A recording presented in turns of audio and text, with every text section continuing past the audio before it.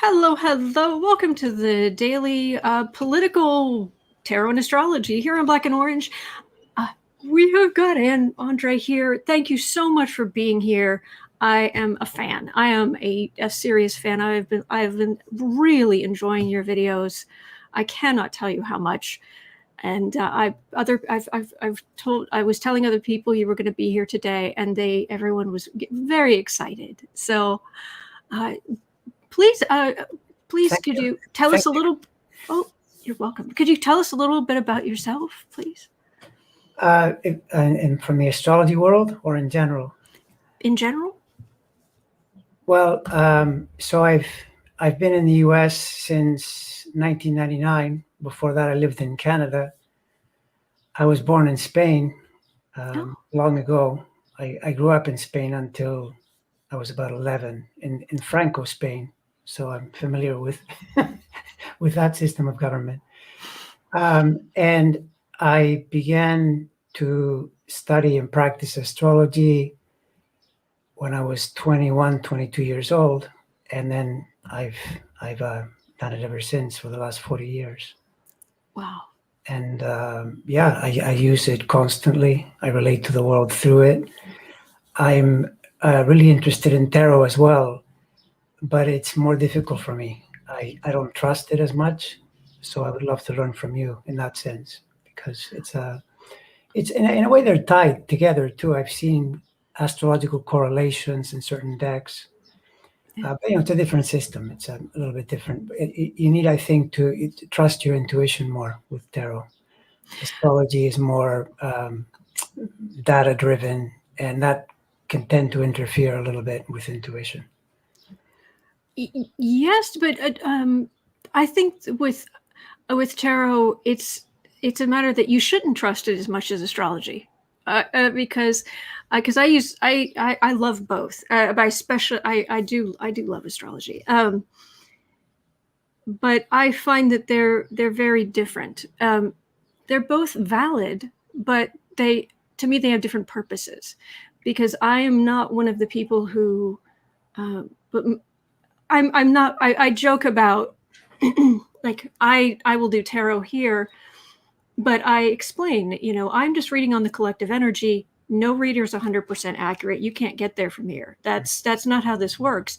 It's seeing what's in the collective energy, interpreting as best I can, and it's usually the consensus among readers that's where we usually get to the most accurate result of what's likely to happen, kind of which way the energy is moving and whatnot.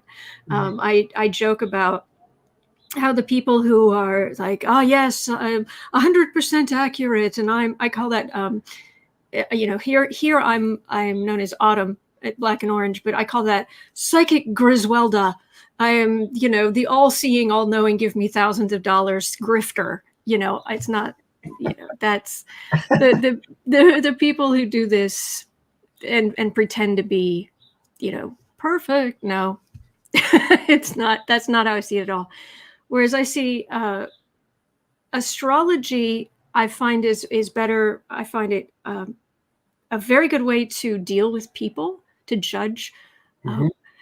I will often look at it too, because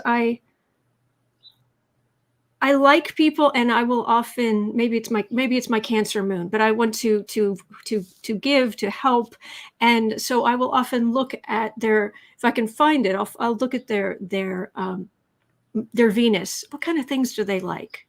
What kind of ballpark kinds of things do they like? So I can maybe tailor something I'm going to do for them, or something I'm going to do to help them, and what are their emotional needs? Where's their moon? So that I can be a better friend, I can be a better helper, and that's always important to me. So you do know astrology, see? That is correct. Yeah, that's entirely correct on the moon and on Venus. What people like and what people need emotionally. Exactly. Yes. Oh, good. And then I look to the outer planets to get a better sense of what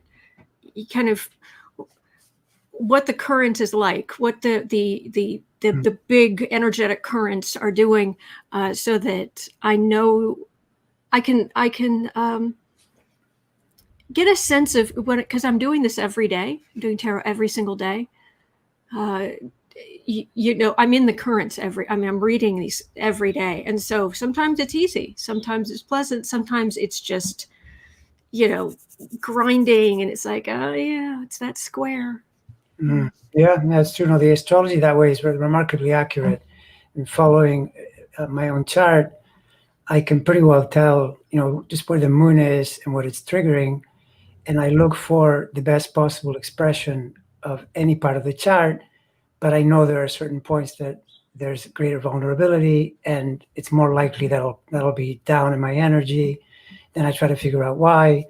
But it can be really tricky sometimes. But it's how I learn too. And yeah, the energy is constantly changing, and there is a sense of trying to adapt to it on a, you know, daily basis, as well as you know, in broader terms. Because then you get into, for example, if there's a Saturn transit, then it's going to last longer, and it can drag you into a 3-week or 4-week thing, you know, with a little more discomfort, let's say. Or in contrast, Jupiter, which is so exalting, and things just seem to go well for no reason, sort of.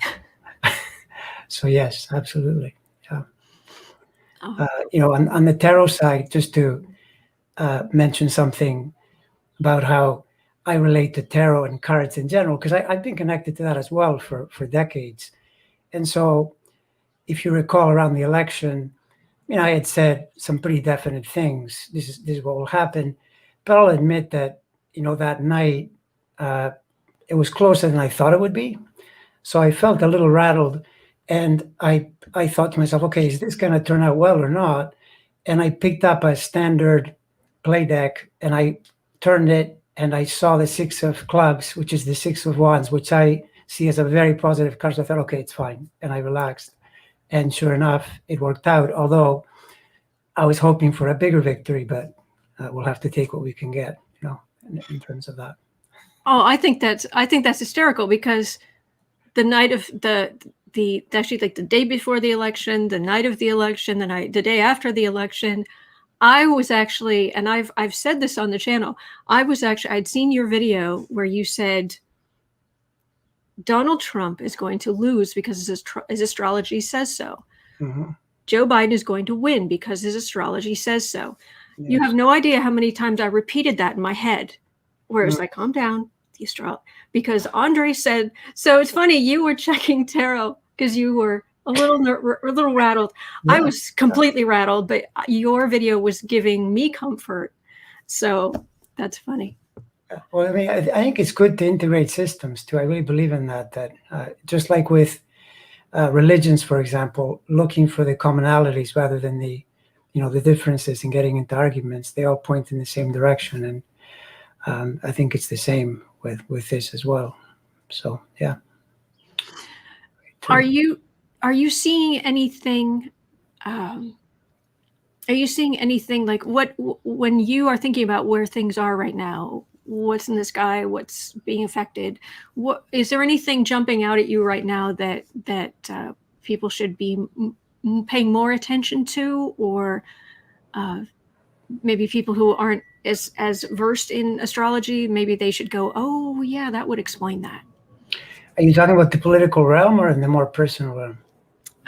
Political is good. In general, if nothing else, we're not picky. So I would say politically, I mentioned that Biden has this thing coming up. It's already building. It's the Saturn. Saturn will make a station on the 23rd of May, but it's moving in that direction already, and it squares its Mars. And I'm pretty sure it's likely to the immigration problem that he's having, because there's really no good solution for that. And so whichever way he turns, he's going to upset someone. So I think that'll probably be on the horizon going into next month. And then at the same time, if you think on the personal level, Saturn is stationing near the middle of Aquarius. So if a person knows their chart and they know that they have planets in the fixed quadruplicity, so it would be Taurus, Scorpio, Aquarius, and Leo, that Saturn is going to put pressure. And the thing about Saturn is it's great for working on things and for growing, but it's also a very difficult planet because it'll present problems that are difficult. And the other thing that it does to really annoy you is it brings up discomforts in the body and the stuff that makes it difficult to work on the very thing you need to work on. So there's a bit of a thing there.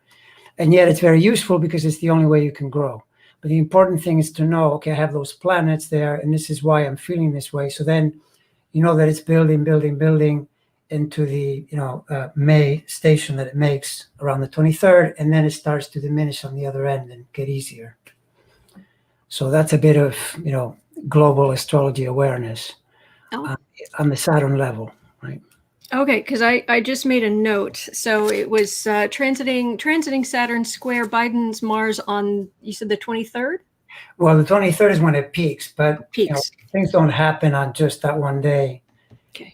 It's building, and so for Biden, he's going to feel that all of May and into early June.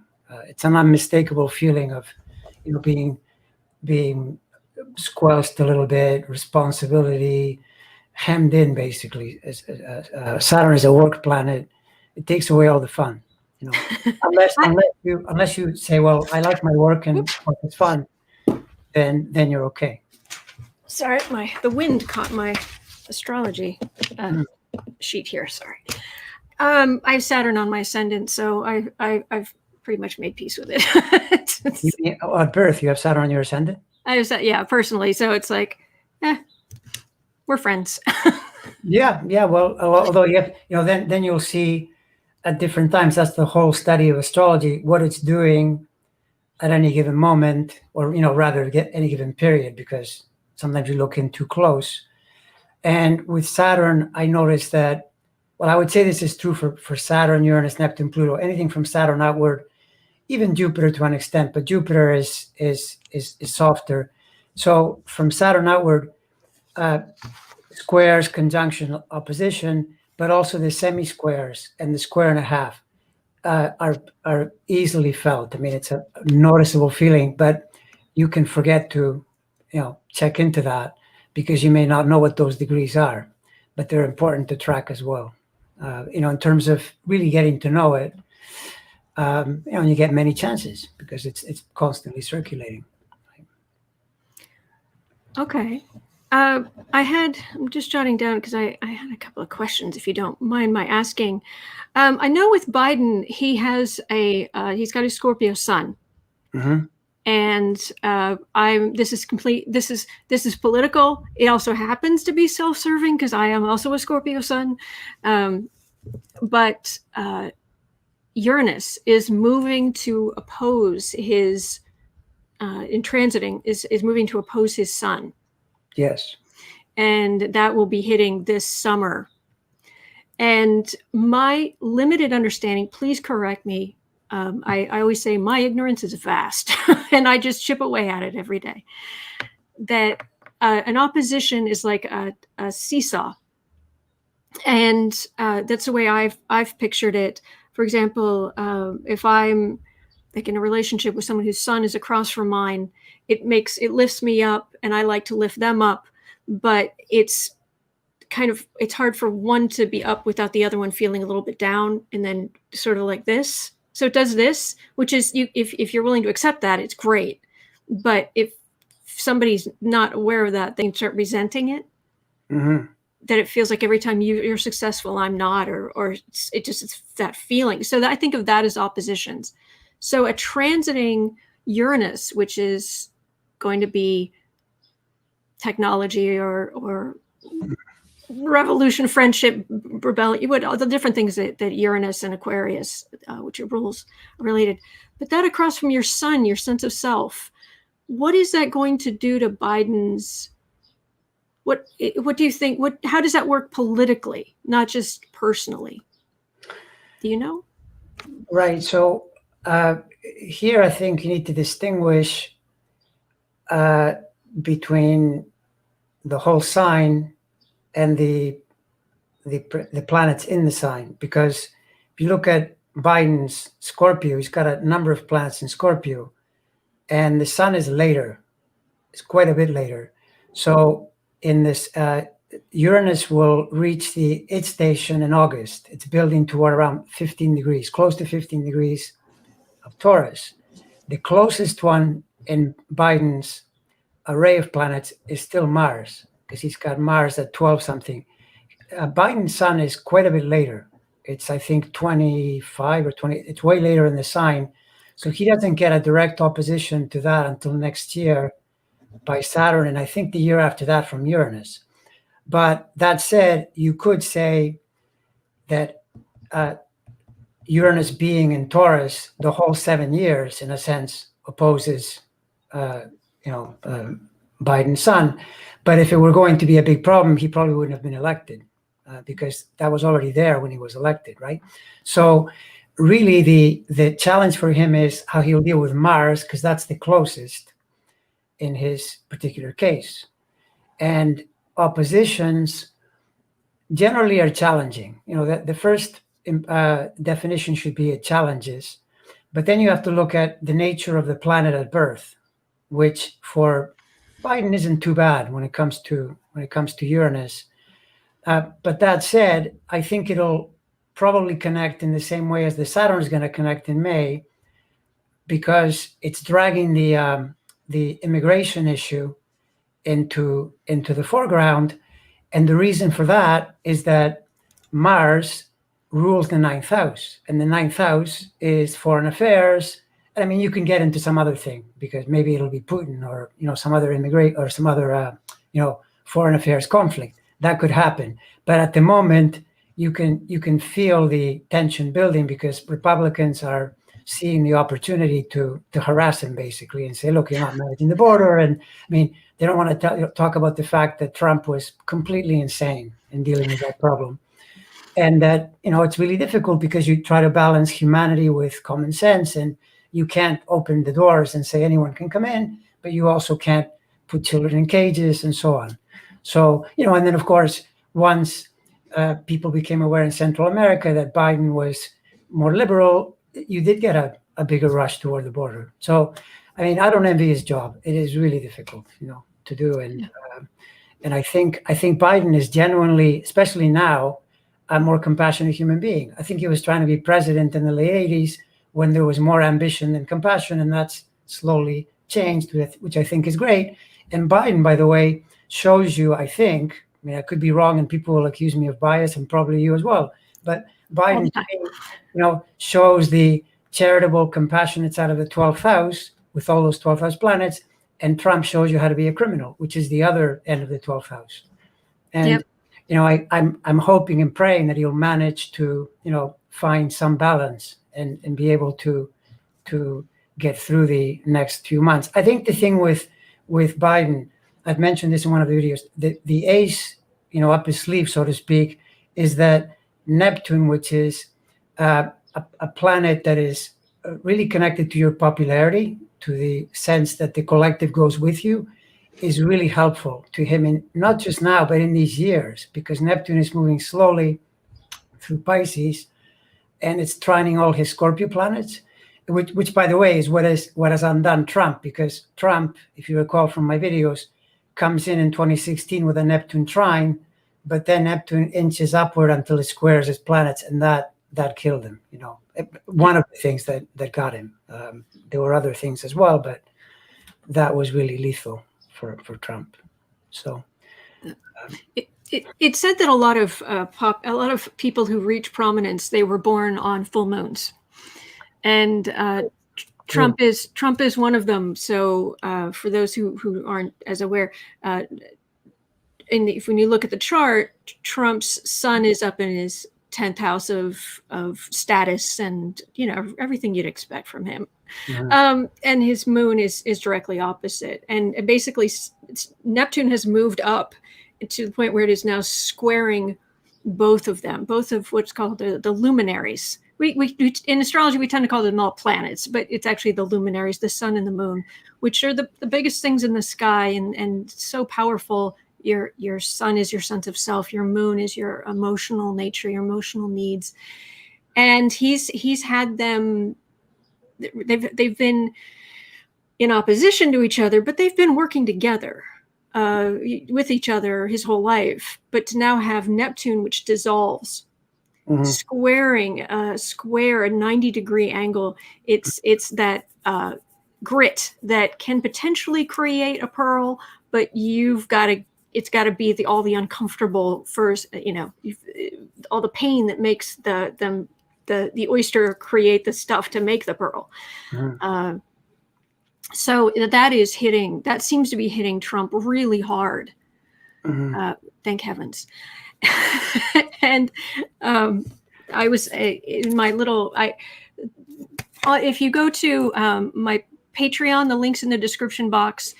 You can just do a search once on Patreon for the astrology. I call it the astrology cheat sheet. It's completely free. You don't have to be a patron.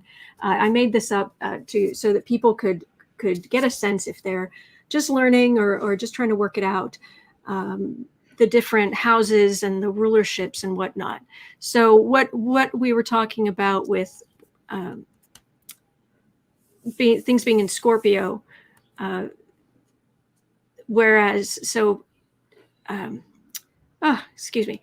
being in Scorpio for Biden, there's over here in Pisces, that's 120 degrees.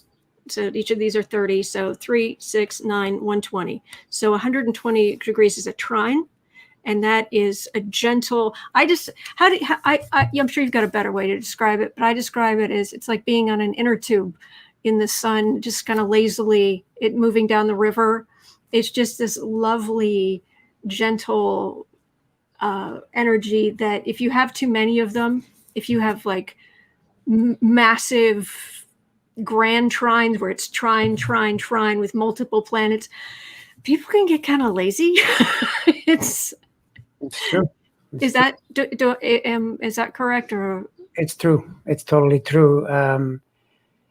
Let's put it this way. So when you see successful people, you're more likely to see a Saturn square or opposition than a Saturn trine. Oh. It really is true. But yet at the same time, if all you have is squares and oppositions, your life is going to be pretty miserable too. So you need a blend. But yes, it's when you have a trine, things tend to go better. It's a little bit like the Jupiter-Saturn polarity. Jupiter, you find money on the street. Saturn, someone steals your wallet. And then you have to figure out how to protect your wallet next time, because Saturn's message is always, well, you weren't playing defense, so that's why it happened. Your car gets stolen. Why? Maybe you didn't have a car alarm. Maybe next time you can do that. And then Jupiter is just the lucky break. Similarly with trines, things align and things flow. And with squares, you get a problem to work on. But if you work on the problem, you grow. With the trine, the best way to take advantage of trines is, in fact, through the work of prior squares. So now you enjoy the growth of awareness, the natural prosperity. But as you say, yes, they can become lazy. And so, for example, if a person is not doing a lot of the work, they get a trine, their life feels better, but then they report later, well, what happened? Well, I was just, having more fun, drinking, partying, and now what? Oh, well, now I've put on weight. And, in other words, you see all the problems from the trine, right? So this is a constant thing that you have to see the polarity of things, the up and the down of any particular effect. And at the same time, when you mention trines, this is the part of astrology that links to numerology, but not in the sense of tying it to letters or anything like that. Rather, the pure geometry of astrology, which is that anything in 369, so the 3 series, the trine being one, the sextile being the next one, and the novile or the 9th harmonic, which is also a really powerful aspect. All of that flows really nicely, creatively, easily. And then the 2-4-8 series is the challenging, dynamic, growth producing, but also very irritating and, admittedly tends to be when the events turn against you, so to speak, and you have to deal with the fallout of that. So that's actually probably the what I consider the most important part of astrology, relating to the geometry of those numbers, because all the aspects come from that. That makes a lot of sense. I'm just so I've got my notebook here. I was trying to find a blank sheet quickly, but I'm not seeing it, so I'll just use this one. If you'll allow me, because I know there's some people in the chat who are really good with astrology, and some people who are just like, I have no idea, but I want to listen, I want to learn. We were just talking about that. So one of the things I will often do to explain the difference. Let me just grab my, because I try to make things as visual as I can. The difference between a square and a trine, I describe by if I just draw my own circle that's my own chart, and you have the normal stuff for everybody out there, just so you guys know. So you've got your ascendant here, your descendant there. This is how you present yourself, what have you. And then throughout the day, you will have a different one of it. You're not always, you're not going to always have, oh yeah, I've got an Aries 00 Aries ascendant. No. This thing spins with the Earth. So your ascendant will be in different places. So the way I describe it is, hang on just a second. Let me just draw this quickly, and then I'll be able to describe this out. Sun, moon. All right. One second. I'm going. There. Gemini. Okay. Basically, in my own chart, I describe it this way. All right. This is a very simplified version of this. All right. It's for everybody out there. So this is my astrology chart. The only thing I've really marked here is the ascendant. Okay. And where the basic planets are. So on my chart, this is what it looks like. So what I do is I draw this out, because this Mars is forming a square to both this group of planets over here, which is called a stellium, and Saturn over here on my ascendant. All right, so this is called a T square, because it looks like a T, like a letter T. All right, for everybody out there. And so I've got this, but down here I've got my sun, my sense of self, and I've got my moon, my emotional nature, my emotional needs down here. These happen to be trine. So the way I describe it is, this is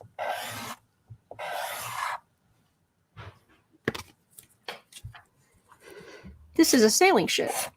It just so happens this is exactly what my chart looks like, but it's like a sailing ship. And down in the base of the sailing ship, I've got this hammock. I've got this trine, this lovely hammock. It's good.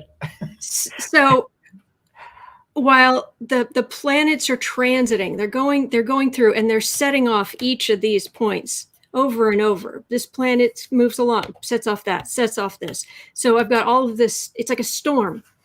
So in a sense, I've lived my whole life. It's like this constant storm that's blowing out here, right? So it's wind, and it's early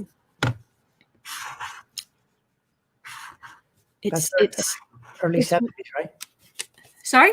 That's early 70s. It looks like to me. Yes. Yeah, Saturn and Gemini. Yeah. Yeah, 71. There you go.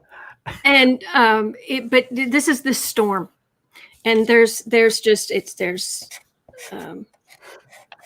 what do you call it? Lightning, and all right. So I'm used to this. So all these crises kind of happen in general, but I'm used to it. It's like, okay, but I feel so blessed, because in my internal sense of self, I'm okay, ultimately, because I have my sense of self and my emotional need, my luminaries are in a trine, 120 degrees. Let me put 120 degrees trine. Whereas all these things up here are 90 degrees, which is a square. So that's the different, that's the trine, that's the hammock, that's the gentle, oh, it's okay. The storm can go. I'm just resting. The ship's okay. But you want to go, you go up here, you go out on the deck. Ay. So I'm curious. Okay, so what degree is your moon and what degree is your sun? Do you know offhand? My sun is at 1352. Yeah, 1352 Scorpio. Okay, and the moon? Is at 909 Cancer. And then what about the Mars? Mars is at 0 degrees, like 10 minutes, Pisces. Okay, so the Mars is a little far away by degree, but still it's making, by sign, you've got the two water planets making a trine. Yep. So that's also quite nice in terms of somewhat reducing the tension of what you call the upper part of the ship, right? And the other thing that's from the vantage point of self-study would be that you then track the planets, obviously all of them starting from the moon and so on, but the moon becomes the easiest way to follow the circle around. So what will happen is every month it'll go through its Cancer position, it'll go through the Scorpio position, it'll go through all the positions, and then you gauge how you feel at all those points, and you're getting direct self-knowledge, because when the moon goes through the upper part and sets off the squares, you'll feel the square, and you have to ask yourself, okay, well, how did I get here? Why is it that I feel this way? In contrast to the trine. And this is pretty unmistakable. I notice in my own chart, the basic idea of the moon trining my sun versus when it's squaring, and the contrast that I feel, energetically. Sometimes it's on the level of a conflict where I feel perfectly fine, but I'm trying to juggle these two things. And then other times it's purely physical, where the square is more likely to put you in a crash, low energy. And even though, we're saying it's a dynamic energy to help you grow, it often helps you grow by showing you what you're doing wrong. It says, look, that doesn't work. You need to switch. Versus on the trine, things just seem to flow. And, it's as though magically, mysteriously, in the space-time continuum, you've worked your way to this harmony at the moment of the trine. Right? So your chart, in that sense, becomes this amazing template to study your own body and mind. And this is absolutely, this is not just me. This is everybody out there. You could just see where the moon is moving over your own chart and try to do that. So I do encourage that. Mm-hmm. Listen to Andre. Andre is wise. So, like right now, for example, as we speak, the moon is right in the middle of Aquarius at 15 degrees Aquarius. So it would depend what you have there. And in Aquarius, but also then you look and you Taurus, Scorpio, Leo, because that would be a square. But if you have a planet in the middle of Gemini, it's trining it. If you have a planet in the middle of Libra, it's also trining it. If you have a planet, sorry, let me just show. Oh gosh, it does not showing up very well. This is Aquarius. It's kind of hard to see, but this is Aquarius, and what Andre's saying is that the moon is right in the middle of it, and so things that are, just do, each of these is 30 degrees. So 3, 6, 9. So Taurus, anything in Taurus, 3, 6, 9. Anything in Scorpio, that's going to be a square. That's going to be that more difficult. But if you go 120, 3, 6, 9, 120, that's going to be a trine, 120 degrees. It's going to be more it's going to be easier. It's going to be that easier thing. Sorry, I try to create the visuals to help. So, no, it's good. It's good. I like that drawing. The thing with it is that the more I interact with it, and I would think this is true for everyone, the more there's a direct relationship with what is going on astrologically, so you feel it within yourself, even prior to words. Then you build a story, but it's an unmistakable sense. Oh yeah, that's the trine. Oh yeah, that's the square. Oh yeah, that's how the semi-square works. And so that's how the language begins to develop in oneself, and then it expands as far as you want to take it. Then you have to look at other people's and try to gauge, okay, what are they feeling and why are they feeling this and what's their life trajectory and all that. But the most valuable sense of it for me, no matter what I say, politically or otherwise, is within my own psyche, my own body and mind, and getting this amazing reflection from planetary bodies, which, if you really think about it, it's pretty crazy. It's pretty, I often try to think, well, how can this even be? How does it make sense that my feet are related to Pisces? They are. They absolutely are. Or that your head is Aries. It absolutely is. And you can do research to, look for head injuries, and you keep finding this. And it's crazy because you think that's not possible. It shouldn't be happening like that, but it does, right? Yeah. So, and I know that, for years and years, for centuries, the things that, for example, Saturn rules, one of them is bones and one of them is gravity and things like that. And for a long time, people were like, well, these don't have anything to do with each other. And then we went out in space and we found out, oh yeah, you don't have gravity, you start having a problem with your bones. These things are related. And the more we learn over time, the more we learn those correlations and also very much what you're talking about. Exactly. Saturn, you have to be careful because it's not as though everything fits in perfect boxes. So, yes. For example, if you look at the astronomical nature of Saturn, it's mostly methane. So then you think, well, if it's mostly gas, why does it feel so heavy, so grave, so gravitationally heavy? But that's just the way it is relative to us, probably because Saturn is the last planet we can see with our naked eye. So it represents the limits, but it actually rules the limits, and it's not a made-up thing. For example, if you get a skin rash, that is Saturn. If you don't believe me, track your astrology and you'll see at a certain point they have a skin rash, and there's the Saturn, right? Or, as you say, the bones, absolutely, whether it's broken bones or anything to do with bones. Then you realize, well, if that's true, Saturn is connected to the things that are apparently more solid, because nothing is really solid. Science tells us that it's really electromagnetic and so forth, but your teeth feel pretty solid, so do your bones. That's Saturn.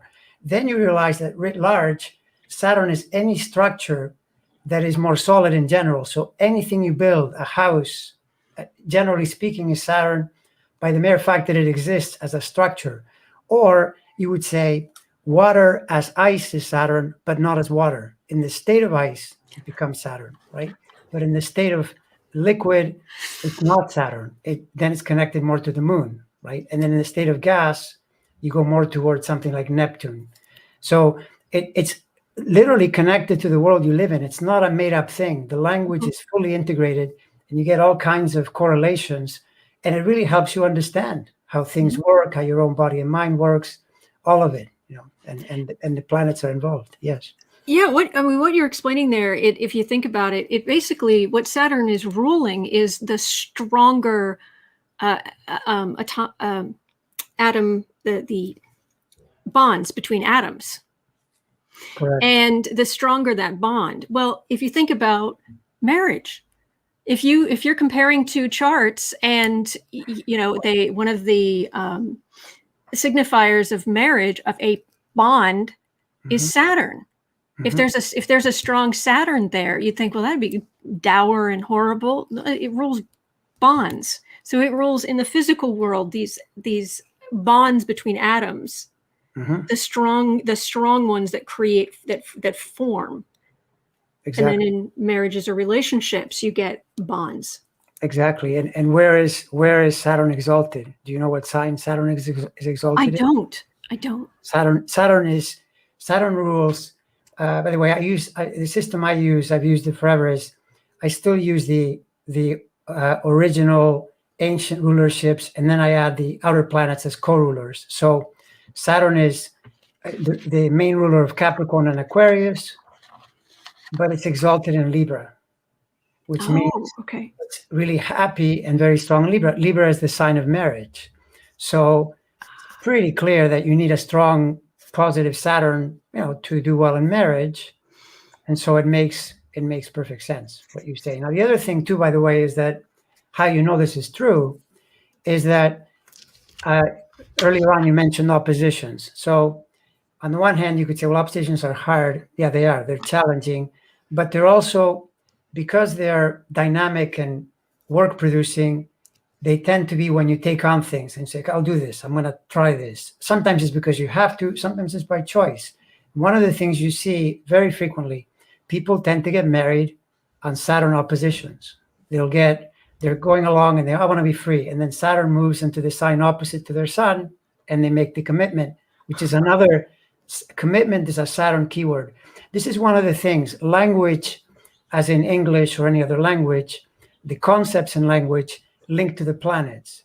So when you hear words like commitment, or even on a different level, concrete, like actual cement, but it's the idea of saying something is concrete, something is defined. Definition is Saturn. Because why? You're creating a kind of a box around something. It's sort of the container. And if you think about it, your body in the main sense, because Saturn explicitly or in the tightest sense rules bones, but it rules your whole body as an existent entity for a period of time, which is why you could say that in a certain sense, Saturn is the ruler of all life. I mean, you better get your Saturn going and better really try to understand it, or you're going to have it's going to be hard, because it's constantly there, rules time, rules aging. I mean, it's constantly reminding you, this is who you are, but you have there's an expiry date. Use your time wisely. That's the nature of Saturn. And so it's, super important. I mean, in summary, it's probably the most important planet to focus on, to learn about life. Yeah. Oh yeah, and I'm like I showed you, I've got Saturn on my ascendant. How you present yourself. I've even the other week I was showing people the great big clocks I have all over my house. I love great big antique clocks, and it's like, if that isn't antique clock, if those are not Saturn things, I don't know what is. Exactly. Yeah. Time. Time. I mean, the time. When you think about time, you could even say human existence is an incarnation of something about time, learning about time, because we're aware of time. Animals, maybe they are, but it's a little harder to think that they would be. So then, and if anything about time, you say, well, I'm this age, I'm that age, and all of what it means. And even when you say things to someone like, well, you should practice being in the moment. Well, that's also time. There's a relationship to time. So it's the mastery of time, which again is Saturn. So somehow making a good relationship to time is the solution, rather than saying mastery. How do you relate? Then you're back to Saturn being really happy in Libra, which is the sign of relationship, which is telling you, in a certain way, the secret of life is understanding relationship, because you're always related. You're always related to something. And the problem is when we relate to ourselves too much and make a big ego. This is like the Trump syndrome. It's this enormous head, and there's no real relationship to life, which is that then you lose your empathy, you lose your sympathy, and it turns into a disaster, and you lose your happiness, basically. Yeah. Yeah. When I try to explain another way, I try to explain Saturn to people, and they seem to find this quite easy to understand. That my ship thing's kind of complicated, but think of it this way: Mercury is how you communicate. Neptune, which is one of my favorite planets because it rules artists, writing. I'm a writer. I make graphics, art, all of that. Right. And so I love Neptune, and my Mercury is in the same place as my Neptune with my Venus. So I love to communicate with the fiction and the creativity and things like that. Also, I do this, which has a spiritual aspect to it. So I'm happy as a clam, and doing this. Now that's together. They're all blended together. Trump, his Mercury is square his Neptune. Mm-hmm. It is not a guarantee. Anybody out there, if you look at your chart and you're like, oh my gosh, I've got Mercury square Neptune, I'm not a terrible liar. I'm not someone who lies constantly. No, it's not like a guarantee that if you had that, you'll do that. But if there is somebody who is a constant liar, if someone is a Donald Trump, well, I saw that in his chart, Mercury square Neptune. It was like, that is the classic astrological mark of somebody that I wouldn't believe him if he said water was wet. Mm-hmm. Yeah, that's 100% true. It's the low, I call it the low end or the low vibe, or you turn the dial to the disharmonious side of Neptune. Yes, because Neptune is actually the most spiritual planet, but in a sense, it's because spirituality is wide open. There's this sense of enormous expansion. So then you say, well, anything goes. Well, as soon as you say anything goes, it means I can say anything. It's sort of true, could be true, who knows? And then from there, you get into the all-out manipulation where you deliberately change something and you turn it into something else. Now, notice too, by the way, that Neptune has been in Pisces since 2011, 2012, and it's showing you both sides, because on the one hand, all this crazy disinformation, QAnon, made up stuff that is completely senseless, has been growing and growing and growing, and reached that kind of pinnacle in the middle of Pisces where Neptune was. Now it's starting to move its way out slowly because it's a very slow planet. But simultaneous with that, the explosion of spirituality on the web. I mean, we live in really good times if you want to learn about all these things, because there is so much great information. Just find it, right? Don't tune into the QAnon channels. Go to the channels there's so many great meditation teachers, tarot teachers, astrology people, it's all there and it's available. You can study it. So you're seeing both ends, and, go to the good end. That's all I can say. Or go to the harmonious end, because the other end in the longer term isn't good. It's you're not making good karma if you go there. So they're good and bad. There's good and bad to each sign, each planet, each and it's your choice. Which one are you going to focus on? The way I try to explain that Neptune entered Pisces in 2012 is that's the year that the Avengers movie came out. And of course there were special effects before then, but that was really on a whole other level. And so I always say it, because Neptune's ruling arts, and also what's not real, the immaterial, the weak that dissolves the bonds, but it's that weak immaterial stuff. So it's like Neptune got home. It rules Pisces. It got home, and it was just like, oh, CGI. yeah, that's very true. I mean, in the mundane sense, Neptune rules film. When you're watching a film, it's not really real. You're seeing frames. Your mind makes it, puts it together, and so the all of Hollywood, Netflix, the fact that you're watching anything at all is Neptunian.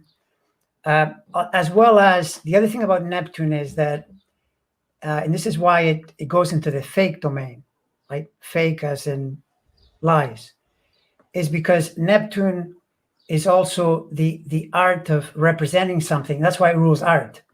The art is not the thing. The art is the representation of the thing. So, for example, Neptune rules copies of things. When you make a cassette tape, when you make a video, which is why Nixon was caught. Back in the 70s, he made his own tapes. He has Neptune opposite the sun, and an astrologer would have told him, don't make a tape. That's a really bad idea. And so as soon as he did that, I didn't know that. Against him. And so this is where the astrology is amazing for, contemplating life, because it shows you, there's this higher dimension, the as above, so below. It's reflecting here on Earth. And then the question is, how do I tune into this archetype in a positive way? Because, if you say, well, no, I'll sell fake art. Well, you can do that, but, it's against the law. Some people will be upset. I mean, you have to consider all of that, before you jump into things and do them and create problematic patterns for yourself. Yeah. I also think there's also, along those same lines, I also tend to warn people just to be aware that when the planets, especially the outer planets, but just in general, planets enter their own signs, they're home. And what happens when you get, it's like,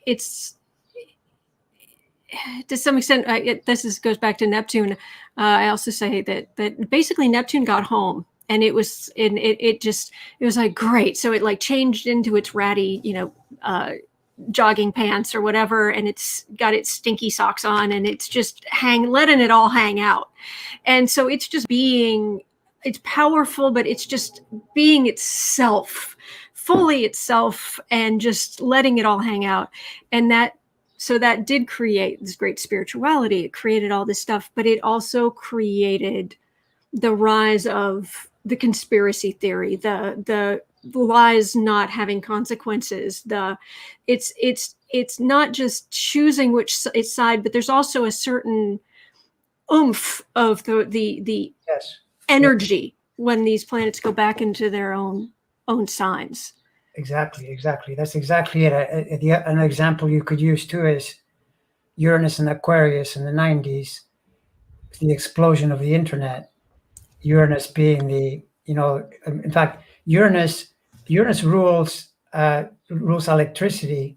You can see it going back to the late 17, when it was discovered. It was around the beginning of the Industrial Revolution.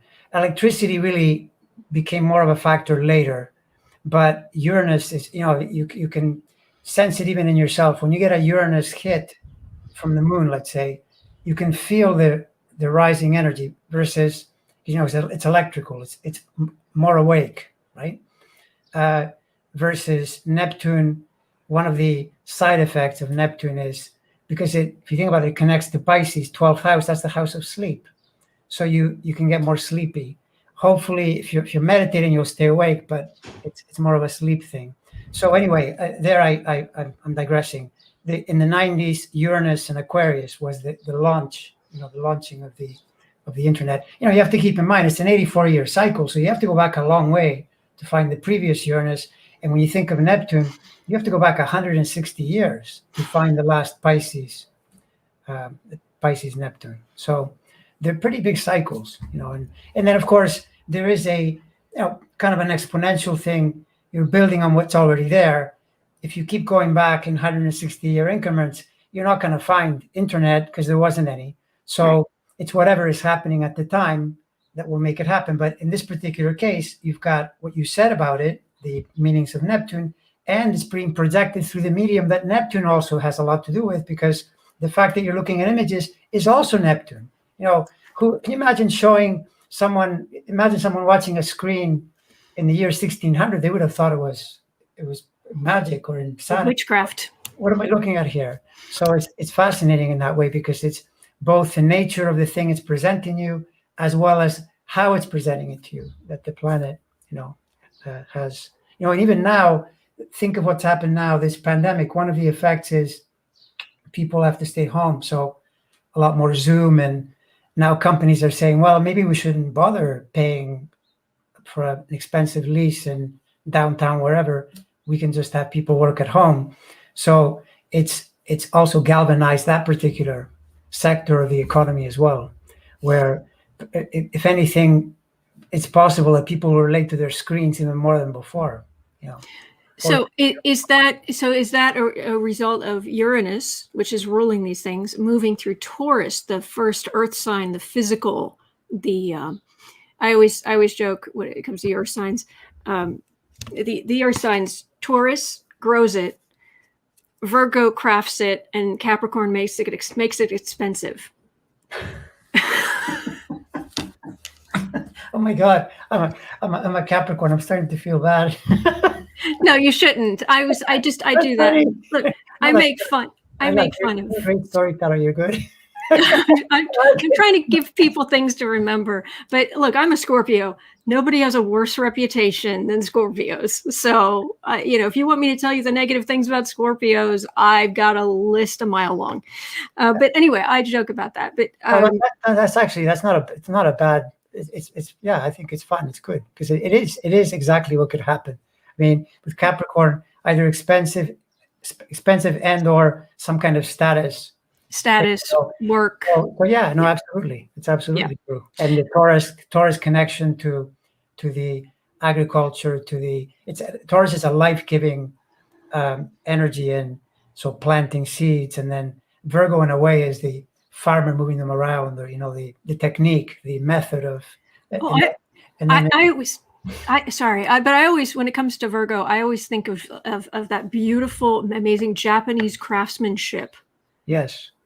That to me, that is quintessential Virgo, the craftsman, the craftswoman, the craftsperson who just can create, if it's just a paper box, or it's a meal, or it's a flowing garment, or it's just this gorgeous, meticulous, beautiful work. Sorry, what I was saying was Uranus, which is ruling the internet and electricity, all this, is currently transiting through Taurus, this real world practical sign. Is that, do you think that's the Zoom working, having to work through Zoom, work through the internet more? Do you think that's part of what you were just talking about? I think it's part of it. I would count that as one factor, and then the Neptune and Pisces as another, as a kind of fruition of the medium. And I would even throw in Jupiter and Saturn in Aquarius, because Aquarius is the sign of the people, and I think it's good for democracy too, and the cycles show that. But then you get the connection of Uranus to Aquarius by co-rulership. And so there's this big expansion from the Jupiter-Saturn conjunction was there. Those conjunctions tend to start trends, in a certain direction. And so all of that. But yeah, I would say yes, what you say is correct. This is the thing. It's not always one exact thing. That things flow into one another, and there can be more than one cycle happening at the same time. Yes. You had made an amazing video where you were talking about how, because the outer planets are moving, especially Pluto's going to enter Aquarius in 2023, and then 2024. Really, it's it goes in, it backs up a little bit, it goes back in, and stays there for a while. Mm-hmm. And I have. I won't go into it now, but those who are long-term viewers, you've seen my I've gone through the different planets where Pluto's been and what it's done culturally over time. But you made an amazing video about showing how planets moving through Aquarius, that the politics become more liberal, become more. Could you talk a little bit more about that, please? Yes, I made that video. The first version was back last year when I was trying to encourage people to not lose their mind because of how tense the campaign was. Anything Trump is involved in is chaotic. And then I did an update, I think after the election. But yes, it's the coincidence, which, if you're doing astrology, there aren't any. You see that the transit of Saturn through Aquarius and Pisces. So go back one cycle and you're in the Clinton years, which followed 12 years of Republican rule. And through a kind of coincidence, because Clinton, some people argue about this, but the main reason I think he got in was because of Ross Perot, who was pulling votes from George H.W. Bush. It's true. That led to a decade of progressive rule. Maybe not as progressive as you'd want, but it's definitely more progressive than if you have a Republican. More progressive than Reagan. Definitely. or even George H.W. Bush. Same thing. True. So and then you go back another cycle, and you're in the period of John F. Kennedy, Lyndon Johnson, which was really bad. Obviously, he was assassinated, but that led to a major improvement in democracy because civil rights and Lyndon Johnson was not a particularly nice guy, so he was the conduit for something very positive for a whole lot of people. Now you go back another cycle and you have FDR, which that's pretty blatant. That's such an obvious contrast. And then you can argue, well, there was a depression and so on. Yeah, you can say a lot of things, but that's what was happening during those two. Go back another one, and you have Teddy Roosevelt, who was a Republican but very progressive. And in fact, they were mad at him for being too Democrat in modern terms. Go back one more, and you're in the post-Lincoln period with Ulysses Grant, because back then Republicans were Democrats and vice versa. It's one of those crazy things where they were being more progressive liberal. And so you do see it repeat. And here we are again. Saturn enters Aquarius, and what happens? The election turns out to favor Democrats. So it shows you that those signs are likely to manifest in that way for the US. So for the rest of the decade, things are likely to be just even that pendulum is likely to swing even further left, is my understanding. Okay, there are some caveats. That's where you say it's sort of true, but there are some dangers, and I'm dreading doing there's a video that I've got partly done, but I'm dreading putting it out because I think it's going to rattle some people, get them a little scared. There are some problems because of so astrologically, who do I blame for this, or what do I blame? Actually, Neptune is one of the markers that poses some pretty serious risks, together with Pluto as well. And I'm just so you know, the reason I'm writing, if you're seeing me writing, is I'm making notes of what you're saying because this is just fascinating and important. So I just wanted to, sorry to interrupt you, but I'm just grabbing my paper. So you're saying Neptune? Okay, making a note. Yeah, so Neptune. Okay, so Neptune, when you look at Neptune in the US chart, at the birth of the country, Neptune is in Virgo. Now then you get into arguments about which the correct chart is. I use the Sibley chart. Yes, so do I. And the reason is because I've seen it work, and in particular 9/11 was such a, you look at that chart and you think, this has got to be the chart because it's just too coincidental. So it also makes sense because you don't have a country until the people agree, and you have to picture they're doing this thing, and they could have gotten lynched. I mean, it was a crazy period. So they had to go out and say, this is the country, and then people cheered. So I like that chart. And I've got to throw in very quickly about the Sibley chart. It makes you wonder what exactly happened at 5:10 on July 4th. They must be the last person signed the Declaration of Independence, but it's always, I've always just wondered. It was like, was it that? Was it, because that chart works so well, but it's it's at 5:10, and it's like, oh, I wonder exactly what happened just at that moment. I interpret it as, and again, it could be, this is all open to challenge perhaps, but I think that's when it was presented. In other words, there are all these people in a big gathering, and they acknowledge that this had happened. So you've included the country. It's not just some backdoor thing. There are some politicians signing papers. That's no guarantee, especially when you've got a revolution where you could be persecuted by the other country for. I mean, this is serious stuff. How do you know they're going to agree? They may not agree. It's not real until they know it. So great point. Think, well, it was around 5 p.m. Well, maybe it was 5:10 because the 5:10 seems to agree more with the transits, right? But then you see this chart that is really complicated because the U.S. has challenging Pluto, challenging Neptune, challenging Uranus, challenging Eris, challenging everything. It's like this. It is a melting pot of progress, innovation, but also prejudice and insanity. It's a really crazy chart.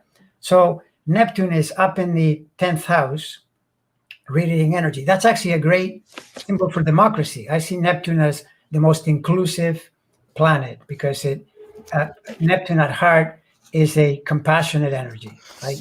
Where Uranus, if you want to, in other words, for example, you always bring Saturn in, but I always understand democracy as Saturn, Neptune, and democracy and the Democratic Party as being more Saturn Neptune, and the Republican Party is more Saturn Uranus, because Uranus is more selfish, particularly on the low side, right?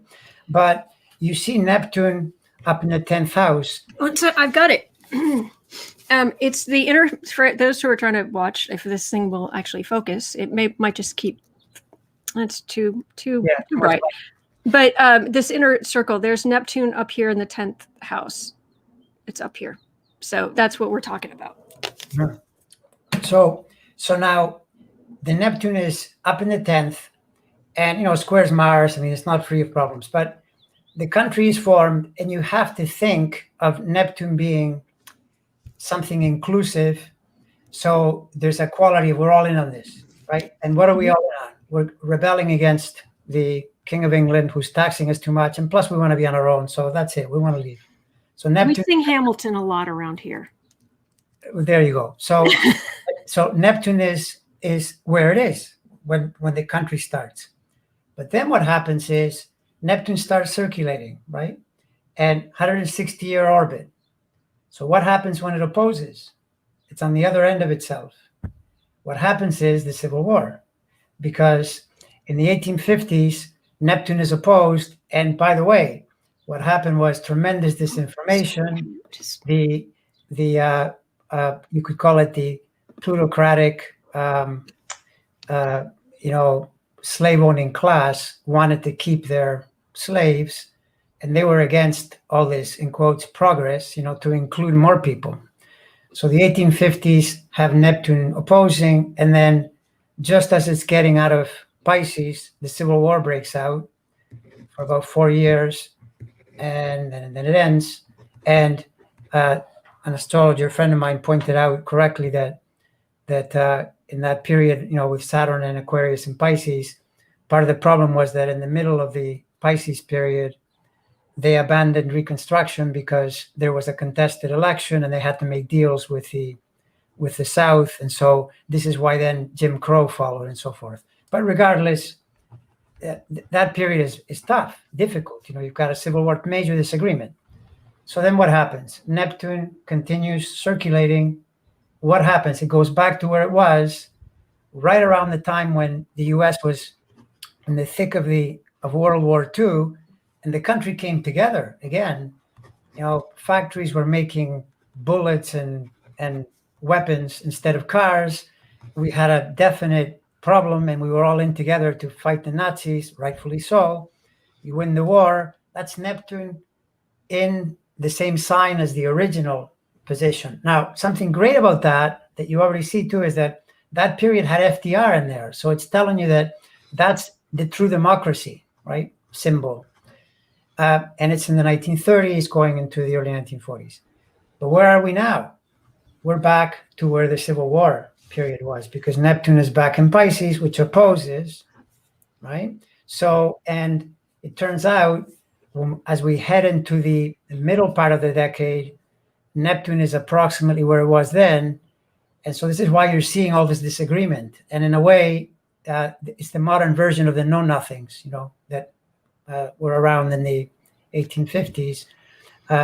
It's being picked up by, you could say, white privilege resentment and all this kind of stuff, where we're going to resist any kind of true democracy. We'd rather suppress votes. We want to maintain our power.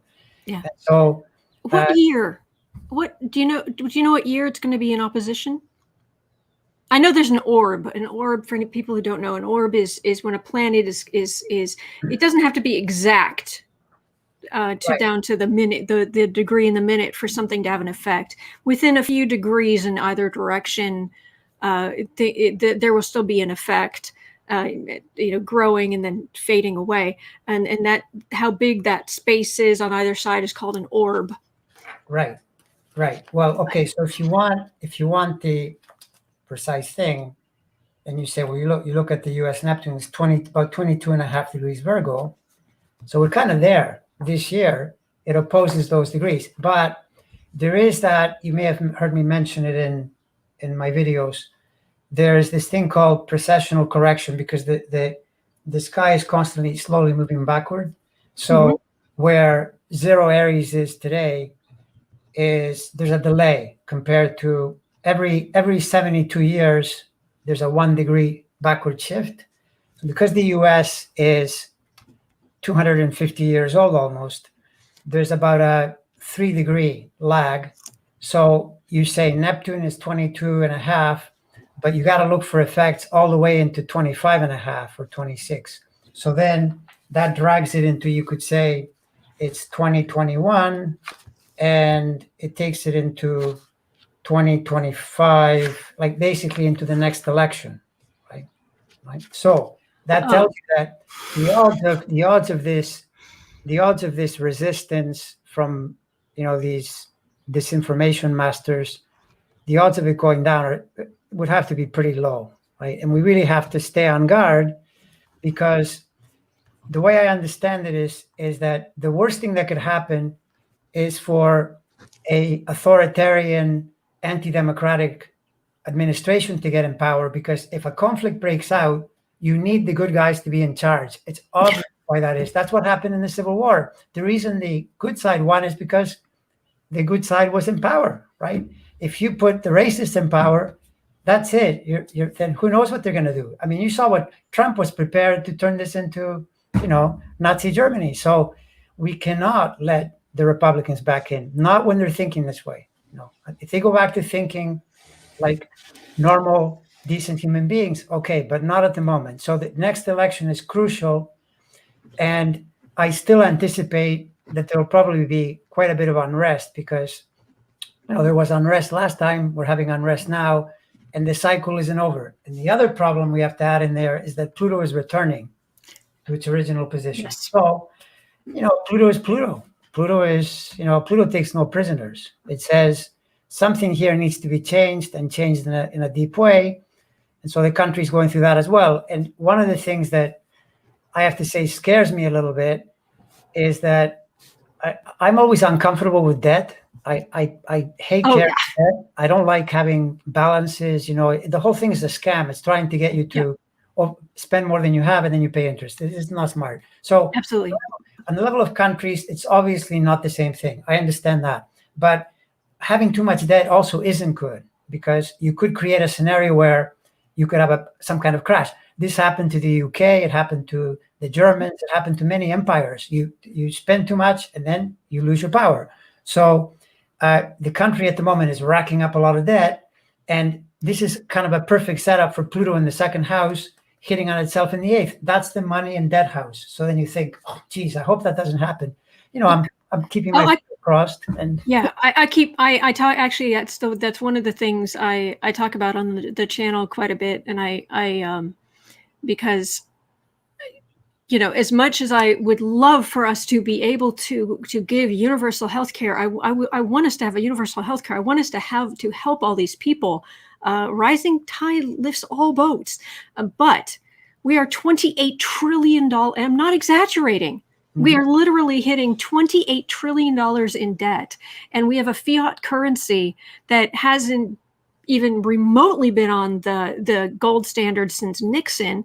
And fiat currencies are not sustainable. And if we were not the reserve, if we had basically not made ourselves the reserve currency after World War II, our financial system would have collapsed by now. And I don't mean to overstate it. I mean, or be, because I really do try to keep people calm, but this is a real problem. Exactly. And so what you're talking about, I'm exactly what I'm worried about. Exactly. So this is the thing that's the counterpoint to being generally optimistic. And I like that Jupiter and Saturn formed in Aquarius. This is democracy. I like that it turned out that way. There's a lot to be. By the way, another thing that Trump has done, this is the law of unintended consequences, and why he's actually good in this sense. He is empowering the rise of women, because he angered so many women that they're all getting into government, which I think is a really good thing. It's important. And you need Trump to do that. Otherwise, I don't think Hillary would have done as good a job, because then women would have said, well, she's already there. So yeah, she'll do certain things. But when you put a figure like Trump, it angers you and really motivates you, that you start organizing and you really move yourself forward. So all of that is fantastic. but there are these countercurrents that are a little scary as well. And then you throw in climate change, and there are all these intangibles that could really complicate things. And then of course you have the situation where if the US gets into serious trouble, well, of course the solution is to start a war, but that's not good either, right? So right. because how do you deal with that? China is obviously trying to ascend, and well, that what you're talking about was starting war, and again, I spend so much time trying to calm people down, but I want to have I want to just voice some concerns here about getting into war. One of the things that I touch on, but then I'm like, I'm sure we'll find a way to make things work. Is talking about Pluto and how I explained how Pluto is a plow. It hits a sign, and whatever that is, it just starts digging into plowing through that sign, and anything that doesn't have strong roots, anything that is not solid, it knocks over. It knocks it down so that healthy growth can come up. And it basically goes into each sign and it looks for the biggest, ugliest rock it can find to just finally get that out so that it can be dealt with, it can be carted away. 1939, Pluto moved into Leo. Leo is the sign of kings. What is when you've got a king, it's a dictatorship. Mm-hmm. Pluto hit Leo 1939, looked around and said, who's the biggest, ugliest Leo rock I can find? Oh, Adolf. Let's kick you up into and let's deal with this whole idea of dictatorship, and let's do this.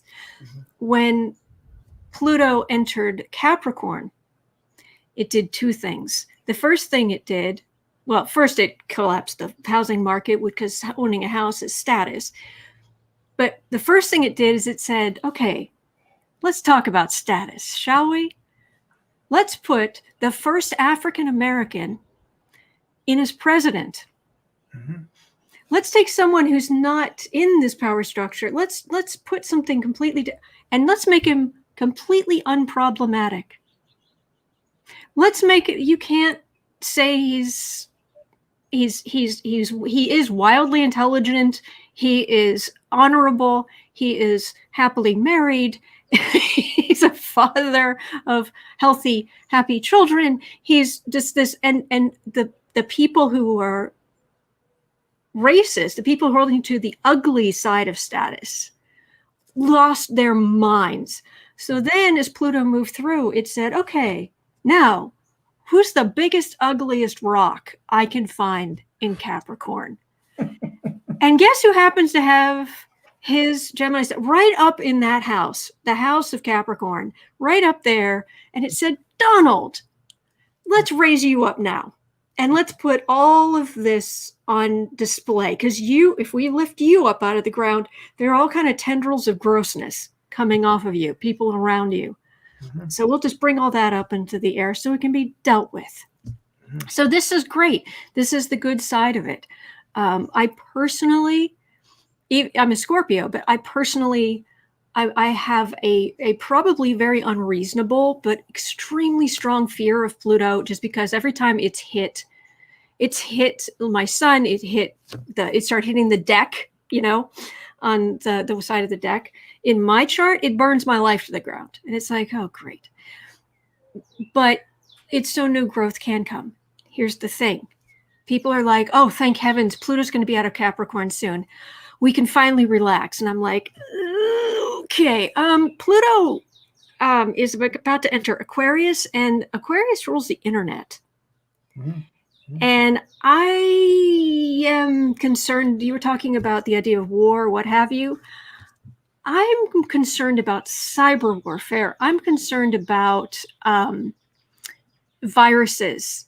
Mm-hmm. I'm concerned about Pluto plowing through that sign and saying, okay, Aquarius isn't really big on the whole dictatorship thing.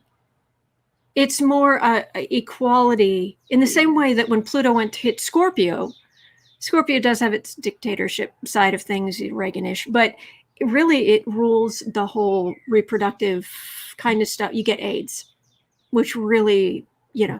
Yeah. So with Aquarius, it's not necessarily so much a dictatorship I think we have to worry about. It's the thing that does affect the equality, the internet. Mm-hmm. Yeah, yeah, I am extremely concerned about that. yeah, that's true. This is the thing that with any sign, there's the up and the down. There's the plus minus, or you could say harmony, disharmony. So, for example, that's one, the flow of information through the air, through and cyber warfare, uh, including even, you could argue, if you wanted to think of something really like a horror show, dictatorship using those channels could happen. I mean, because Pluto's a fascist. Pluto Mm-hmm. is a fascist energy, right? And also, if you think about it, Aquarius is democracy and that it's a sign of the people. Yes, but it's also, when you think of corporations, groups, Aquarius is groups. So the idea that corporations could rise in their power is also a strong possibility, because the Aquarius is the 11th sign next to Capricorn. That's where the social power is. So groups are corporations, so you could get problems from that. I mean, at the moment we're seeing some good things. Corporations seem to be siding with the people, but there's no guarantee that continues. And it tends to be, again, connected to what kind of government is in charge. It's why it's so important. Then when you think of, by the way, voting, I think has an Aquarian quality to it as well, right? And I've said this a few times in videos, that the reason we're in this jam is actually the Democrats' fault, because if you go back to 2000, Republicans would have won no elections. Well, maybe the second election of George W. Bush, because he had started the war. But other than that, every election would have gone Democratic if Democrats had actually voted.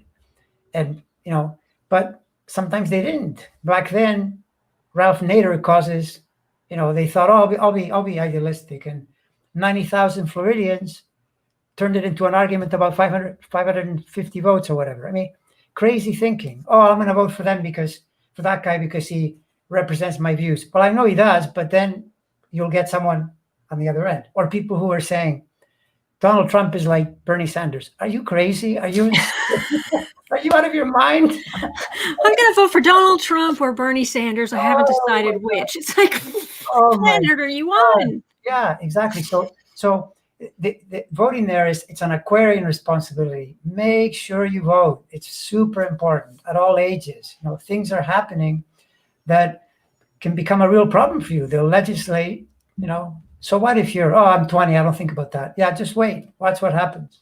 You won't get health care, or you won't get some other thing because you didn't show up to vote. So this is the power of democracy, and I don't understand that. I don't, because when I was in college and I was finally able to vote, the first time I ever voted, I was in Louisiana, and David Duke was running for governor, and then there was a runoff, and you betcha I voted against David Duke twice. Mm-hmm. Yeah, well, good for you. Good for you. That's necessary, right? Totally. Right. And so this idea of young people saying, "Oh, why what?" I mean, it's so vitally important. But anyway, the other thing you were talking about, because you are concerned about Neptune, the opposition, the conjunction, and now this opposition again. Mm-hmm. One of the things that in a not necessarily astrological, but just practical matters, in the readings I've been doing, people have been worried about Republicans gaining power again in 2022, because midterm elections, that's often what happens, is you get more power for the other side. But I've been getting that that's not going to happen, because what's going to happen this year is all the indictments are going to start coming down, and then in 2022 that's when the court cases start. And so just from a practical nature, what's likely to happen is that 2022 is going to be just one long deluge of everything that should disgust you about Republican corruption. So that in 2022, I've been getting that the Democrats may even get some more seats just because of the disgust about everything that's going to be coming out.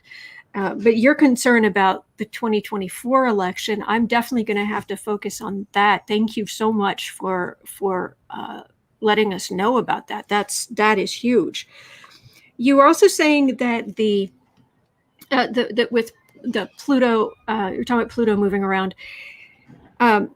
We are coming up on the Pluto return right now. With you're talking about the rise of the arguments. Part of that isn't part of that Pluto opposing the U.S. Mercury. Yes, it is. Yes, although okay, so if you look at it, Mercury's in Cancer rules 10 and 7. Right? Okay. So 10 is the government.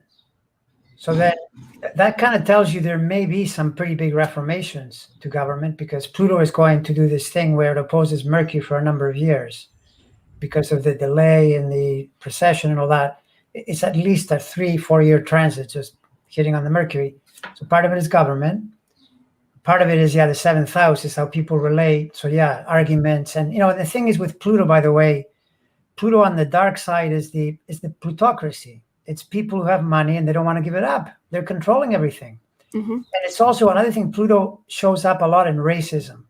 Do you remember the mid-90s, the whole O.J. Simpson thing, which was it was American, but I remember in Canada, we thought it was a terrible injustice. I mean, it was an obvious manipulation. Well, that was a race thing. Pluto was squaring the U.S. moon back then. I remember thinking, that's what this planet does. So the emotional nature of the country, Pluto, you've got this square, you've got that grinding. Exactly. So if you expect a Pluto return opposing Mercury to be an easy peasy transition, you're probably unrealistic, because that's not how it works. But the way I would encourage people is to say, look, we won the last civil war and we're going to win this one too. Just think that way. That's how it works. Life is like that. It's difficult. Vote, show up, and do not give these people a chance to beat you, because they tried last time, but we can get them again. And the key thing is, think about these crazy oath keepers and all these guys. They can launch an attack if they want, but if Biden is in power, that's a really stupid idea, right? People are telling me now they're going to storm the Capitol. Go ahead, storm the Capitol. Watch what happens. It's not going to work for you. I'm deeply skeptical even of this thing. People were saying, it's Democrats really built it up as they almost took democracy on January 6th. Okay, now think about what happened there. Suppose they had taken the building and maybe even killed someone. What do you think happens next? What did General Milley say in the summer to Trump? I am not with you. Probably the army would have surrounded that building, and it would have been a really big problem for the people in the building.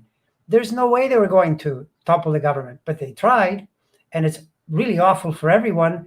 And yes, if Trump wins the election, we have a big problem, because now it's another 4 years where he's eroding things more, and then maybe they change the election. I don't know. It becomes this big question mark. So it's critical to put in decent people, that are going to represent democracy, not Trump and DeSantis and the Texas guy. I mean, these people they've lost their mind.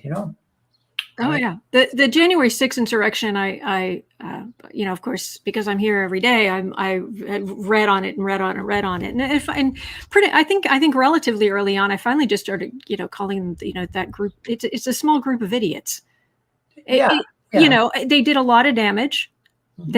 It should not have been allowed to get that far, but it wasn't like people across the country were out in the street in support of them. No, not at all. It was okay. Let's send out the word to everybody to kind of just get all the crazies together, and then we'll have bad policies in place so they can get that close. Yeah, it's a whole bunch of things. It's also why did they do it? Obviously because of Trump. He's their leader. Birds of a feather, they all hang together. And he's not very smart, really. At heart, the man is an idiot. If you really ponder how he thinks, he's not very smart. No, he's not. Dumb as a post. This is not going to work, right? So, but that said, it cannot be allowed for people to crash the government building. That has to be punished pretty severely. I mean, otherwise, let's all just rush the police station because we're not happy with the police. You lose, this is Saturn. Saturn is social order, too. You need Saturn to have a structure. Traffic lights are in a way Saturn. You don't just cross the traffic light. then you get a ticket. If we don't all agree on that, it turns into total chaos. And for a government to function, if you don't agree with it, change the laws, vote differently, whatever. But you can't rush in there with flags, right? With American flags. And Trump flags. It's so crazy. Yeah. So crazy. So, yeah. All right, let me see if I've got any other. Oh, there was one question I wanted to ask you about. You are is it because of the precessional correction? Is that why when where's my thing? This always happens when I have an astrology day on here. I'm always trying to get through the paperwork. This is set up so that this is my astrology cheat sheet, where this is the first house. It's ruled by Aries, second house, third house. Yours is slightly shifted. Is that when you do your chart? So you will say that something is in, if it's near the edges, sometimes you'll say something's in, like it's almost like your first house starts over here above, not on this exact line. Like, is that is that because of the precessional correction, or are you using a different type of way you're making your charts? I think, okay, I'm not sure if I understand what you're asking, but I think what you're asking is related to the house system that I use. That's probably okay. That's probably the house system. Right. So in house system, a lot of people and a lot of what I'm going to call, newer astrologers, when they first get into it, they use the quadrant systems more, which are, you get an ascendant and then you start making boxes going around, and you have the first house, second house, and they talk about things like interception and things like that. I long ago discovered that what works much, much better, and this one I borrowed from Vedic, even though I don't use the Vedic system at all. And they have some great rules and some rules that I just can't understand properly. I don't know what they're doing. But the system they use is whole sign. So the way it works is this: you've got what's your rising degree? And you're Gemini, but is it? It's 5 degrees basically. It's 4 degrees 53 minutes or something. Okay, so early Gemini. But in the whole sign system, what you say is, and where's your Saturn, by the way? What degree? 5. It's right on there? Oh no, it's the other way around. I've got Saturn at 4. I've got my ascendants at 5. Okay, you're a perfect example to illustrate this principle. Perfect. Okay, so your Saturn is at 4, and your ascendant is at 5. So what happened to you is the Earth is the reason you get an ascendant is the Earth is spinning toward the east. It's like it's falling into the east. So then, as it's falling, the planets rise. That's how you get a rise. I mean, they don't rise. If they were rising, it would be like a circus out there. The Earth makes them apparently rise, right? So then, what happened with you is the Earth is going that way, crosses through 5 Gemini. That's the line on the horizon when you were born. But Saturn had just risen, just before. Like, if you do your chart 5 minutes, 6 minutes before birth, Saturn is below the horizon, right? But you're born when it's just above the horizon, correct? I'm sorry. I think I said that wrong, because I know that my Saturn's in my 12th house just by like a degree. Okay, so then exactly. So that's what it means to be above the horizon. The 12th house is above the horizon, right? Oh yes. I'm sorry. I'm dense. Okay. Sorry. You're correct. I'm sorry. It's understandable, because with astrology there are so many different ways to do it that it's easy. You're right. Okay, so but here's the thing. In the way I read that chart, you don't have a 12th house Saturn, you have a first house Saturn. It's actually an intensely first house Saturn, because prior to your birth, you're in the womb, you're about to enter the world, Saturn crosses, imprints, and says, Autumn, she will have a very strong Saturn. It's like you feel it, it becomes part of you. Then you're born. So Saturn above the line is stronger than below the line. And by the way, this was confirmed. There's a famous study by this Frenchman named Gacquelin, who did all these studies, and he found planets where your Saturn is, or if they're to the right of the midheaven, or just below the 7th house, like in the place where you would least expect them, because in the traditional system you say those planets are cadent, they're weak, right? Gatlin said, no, they're super strong and they will dictate the person's choice of career and really reveal who they are more than if you put them below, right? The line. So, but in any case, then the way I read it is Gemini is house 1, all of it. And then Taurus is the 12th house. Okay. Aries is the 11th. Pisces is the 10th. It's basically the sign is the house. There is historical evidence. I'm sure you've seen, the Ptolemy system, the Ptolemy's aspects, the sextile square, those main aspects. They go back to the period of Ptolemy. Ptolemy, when he was describing charts, didn't say first house, second house, third house. He said first sign, second sign, third sign. The house is kind of an invention that came later. And I blame that monk in the Middle Ages, Placidus, who was really good with numbers, but he cooked up this thing of saying, well, we'll just move the thing using time and make these cusps. And then you get these quadrants. And then the MC is the 10th house. And when you follow the cusps, what you notice is that nothing happens on the cusps. I looked at those cusps endlessly. And you kind of think, well, if that's the entrance to the house, something should happen. Not much happens. Whereas if you do your chart as a whole sign chart, you notice that as soon as planets change signs, you get a different feeling for what's going on because your house is changed. And then the power point of the house, the place where things really happen, is 5 degrees, because 5 degrees is your ascendant. So 5 degrees Taurus, or pardon me, Cancer is your second house, 5 degrees Leo is your third house. And for example, 5 degrees, what would it be? Scorpio, right? Would be your sixth, which is the health area. So you get health stuff happening at 5-6 degrees Scorpio because you trigger the ascendant aspect, right? So that's what I think you mean by, I think. Yes, that is genius. That is really amazing. Now, do you, if I mean, you're obviously using your own, what astrology program are you using? I use Solar Fire. No, it's a fairly common. Solar Fire is out there. It's quite. I used to use WinStar, and WinStar has a couple of things that I still use it. I still have a working WinStar. It has a couple of good things that Solar Fire doesn't do, but overall, Solar Fire covers everything. And I mean, if you can think of a technique, pretty much it'll do it and show you.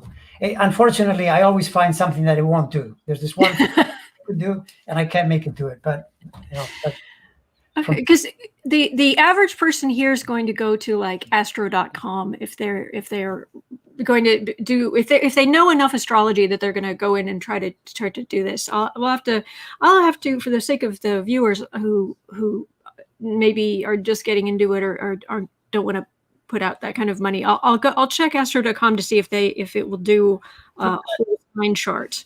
There's actually I remember a while back, I don't know what crossed my mind, but I thought, I wonder if there's a free tool to I was looking for a clock. That's what it was. I wanted a clock, the running second to second, and I actually found a free utility. I'll send you the link, and you can put it on.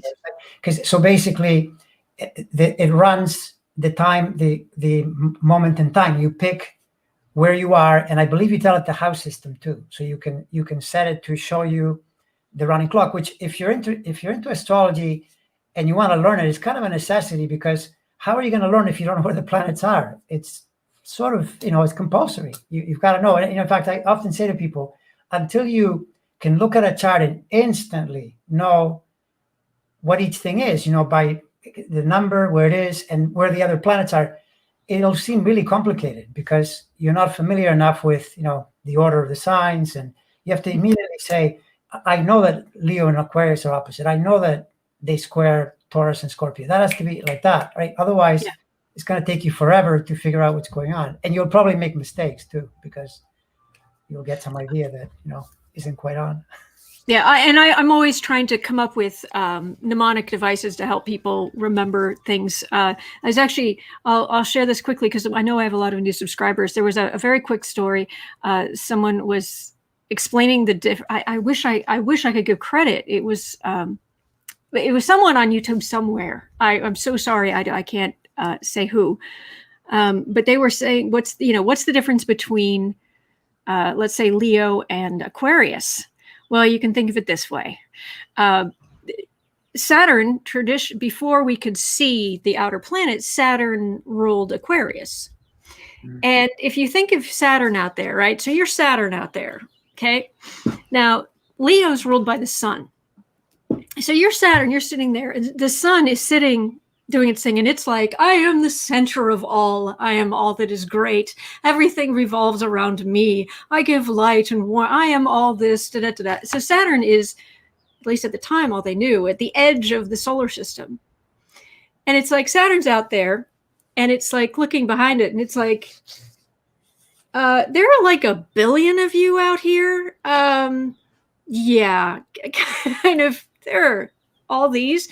So they're opposite each other because you've got the sun, which think I am the center, and you've got that more egalitarian Aquarian energy, like, no. we are one of many, many, many.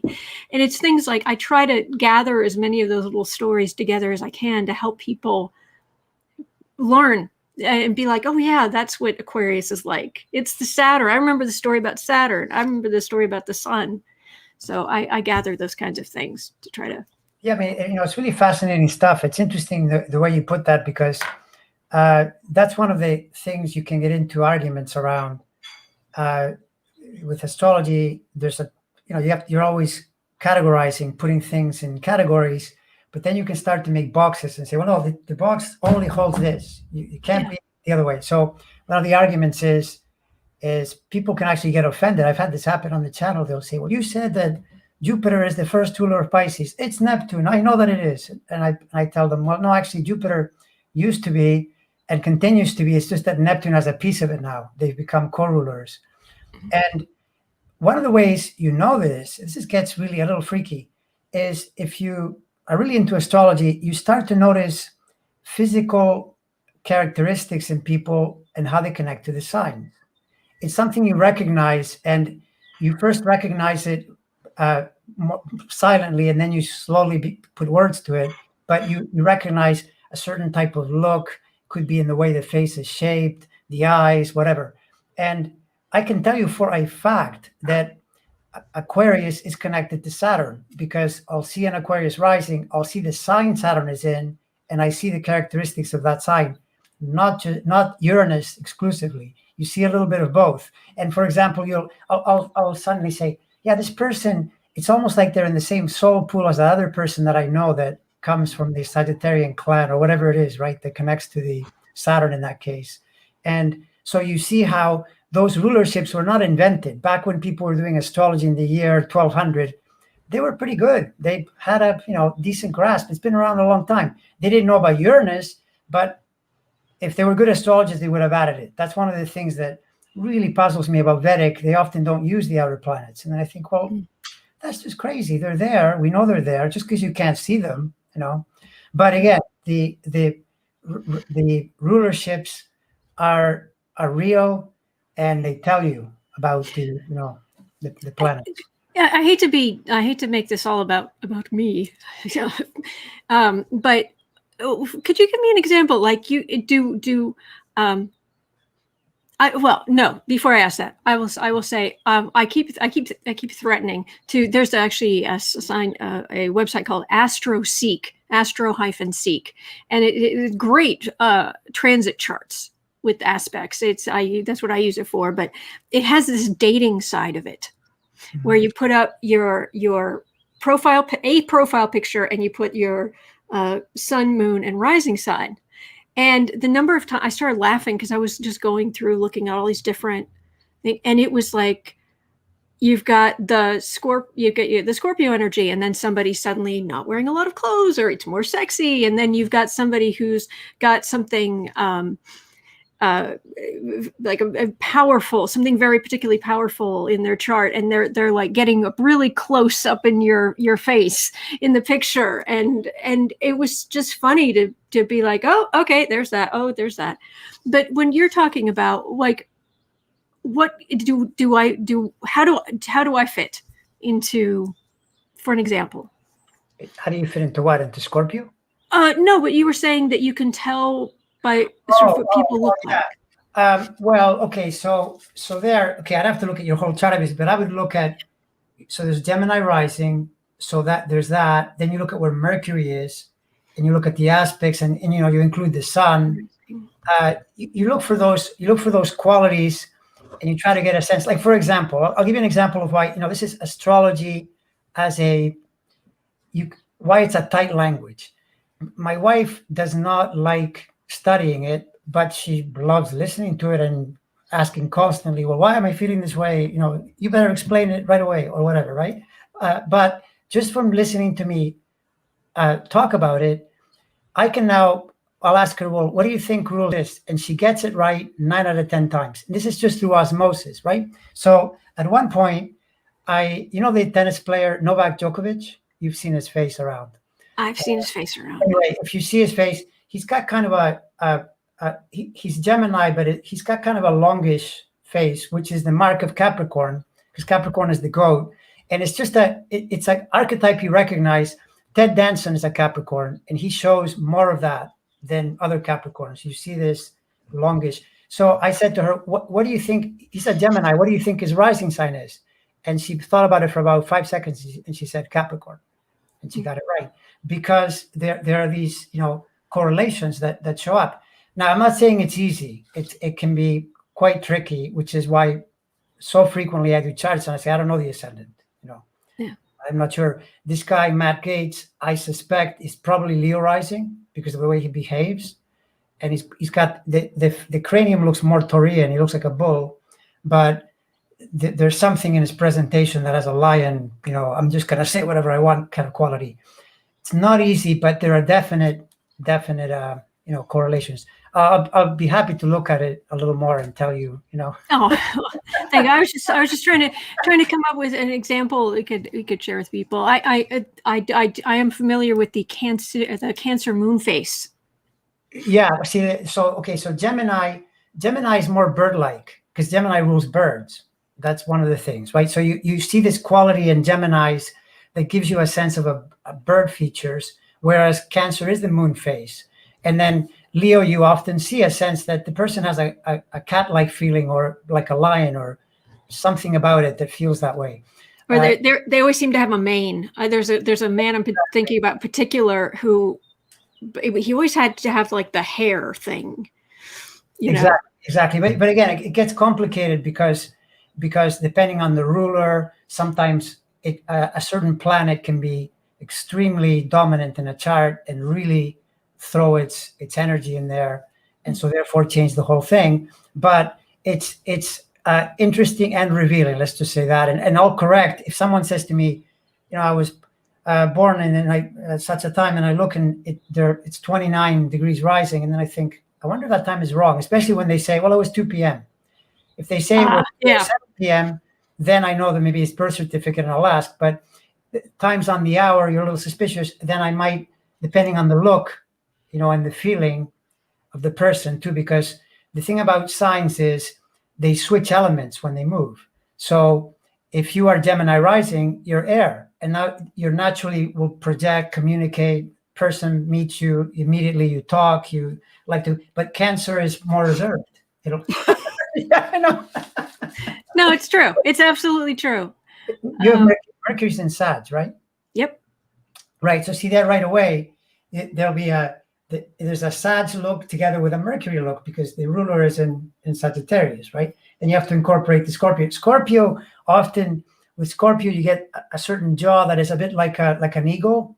There's a thing about it that protrudes. It's hard to explain, but it's recognizable as being Scorpio. And then you start to notice also there's fine tuning, because if you say birds are generally writ large Gemini, that's true. But an eagle, being a bird, eagles are very scorpionic. So are snakes, and they're totally different animals. But eagles, definitely, eagles and hawks, that sense of being a predator and having that vision and all that, that's scorpionic. So you get a blend of both signs. So and the raptors are extremely focused. Yeah. Yeah, well, Extremely focused, kind of scary. It's like, oh, geez, I mean, okay. I guess the answer to that would be that if you're going to be something, you might as well be what you are, right? I mean, what can Yeah. you say? Yeah. The key, of course, is to just be the best version of you. Yeah. And No, yeah. my favorite thing about astrology is it says everybody's supposed to be different. As much as people are, some people complain and say, oh, astrology just makes you have to live, puts you in a box. It's like, oh, no, because you have all of these gifts, all these good traits. Yeah, no, it's in fact, that's the biggest mistake people make, because they again, it's thinking in boxes. You're the sun sign, the other sign. Every chart is different, and where it really shows you is when you do the chart of twins. What you notice is this curious effect where one twin will take one side of the chart and the other one takes the other. So you might see a chart with an introverted. In fact, every chart has introverted sections and more extroverted sections, and one twin does one side and one does the other in terms of their behavior.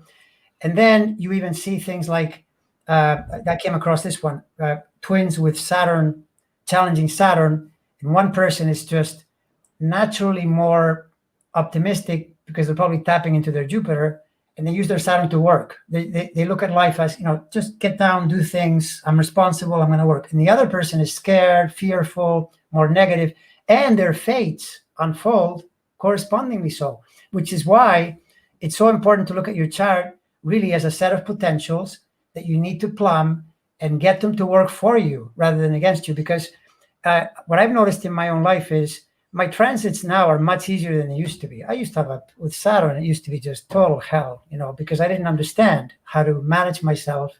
And then, so in other words, your fate changes, It's like what I said earlier, your car can only be stolen most of the time if you don't have an alarm. It's called defense, Saturn, right? Yeah. So to say it's fated, well, it sort of is, but it also isn't. You have a lot of latitude to affect. Oh, yeah. Yeah. Absolutely. I mean, I am constantly quoting, I believe it's Flaubert, or paraphrasing, that be boring, basically. He said bourgeois in your daily life so that you may be extraordinary in your art.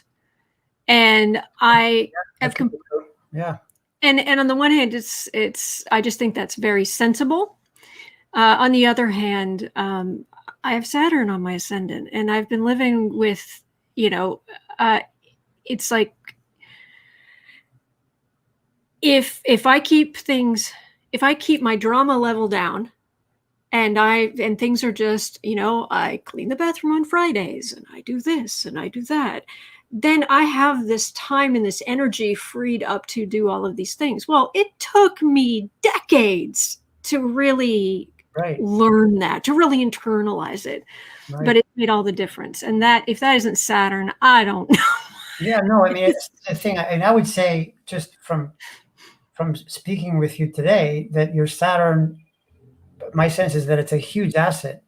It's really helping you, which, that runs contrary to the idea, well, Saturn is terrible. That's not how it works. Saturn is necessary. And if you can figure out how to use it, it's the most important planet, right? And having it rising, first of all, in most cases, a person like that, well, they'll either go, if they have the wrong genetics or the wrong upbringing or the wrong mysterious whatever, it could lead you to depression, obviously, because it's a contracting energy. But to the extent that you can get through the early years and so forth, it imprints responsibility. It makes you older before your age. It's a huge asset. And so you use it that way. Now, that said, it will transit and you will feel it, right? And in fact, in your case, this is a pretty Saturnian year because your sun is 13 degrees, isn't it? 13 Scorpio, is that what you said? Well, Saturn, in fact, Saturn stations at 13 plus Aquarius. So it's going to square you exactly, right? So you get to talk about Saturn in May and tell everyone how it feels.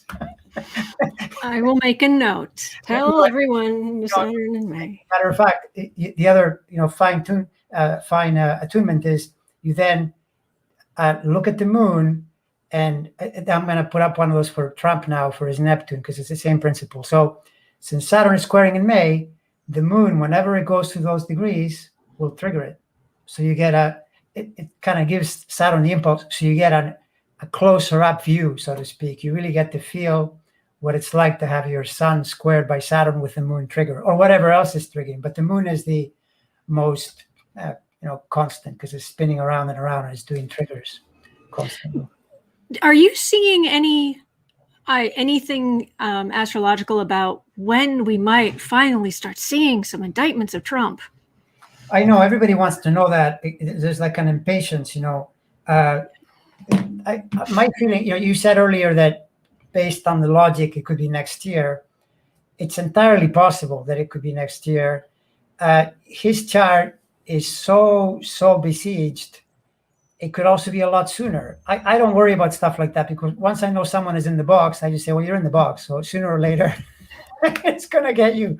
But if they're all, if you get really hung up on why I want to know the date, you can make some guesses. I mean, he's in the territory, right?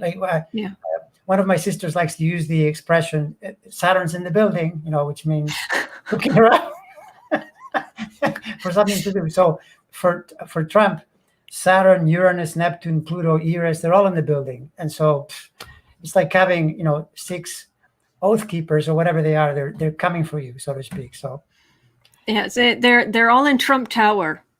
They just need to get to the right floor, I guess. I mean, you can tune into his ex-lawyer. He has a podcast, Michael Cohen. And if you don't mind all the F-bombs that he drops, he's hilarious that way. But he's been visiting that prosecutor multiple times. I think 8 or 9 times. That's not good news. Why is he there so frequently? A lot of times, by the way, when I'm doing astrology, I'm watching the news.